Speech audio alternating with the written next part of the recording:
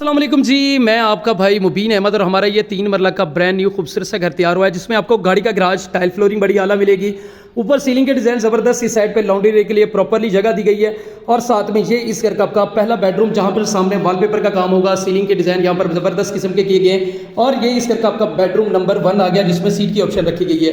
تو اس گھر میں آپ کو 2 بیڈ روم ملیں گے، یہ آپ اس کو بیٹھک بنائیں. اس کے علاوہ گراج سے سیٹیرز فرسٹ فلور کے لیے سیپریٹلی کر دی گئی ہیں اور یہ ساتھ میں اس گھر کا آپ کا لاؤنج ایریا جہاں پر خوبصورت سے سیلنگ کے ڈیزائنز تیار کیے گئے ہیں اور یہاں پر آپ کو اوپن سٹائل میں ایک پیارا سا کچن یہاں پر سیٹ اپ کیا جا رہا ہے اور ساتھ میں یہ اس گھر کا آپ کا جو ہے وہ دوسرا ماسٹر سائز کا بیڈ روم. یہاں پر بھی سیلنگ کے ڈیزائن زبردست قسم کے رکھے گئے اور یہ آپ کو اٹیچ باتھ اور وینٹیلیشن کے ساتھ ملے گا. یہاں پر آپ کو جائیے دوسرا اس گھر کا واش روم جہاں پر خوبصورت سی ٹائل ورک ہے. اس سائڈ پہ آپ کا وینٹیلیشن ایریا آئے گا.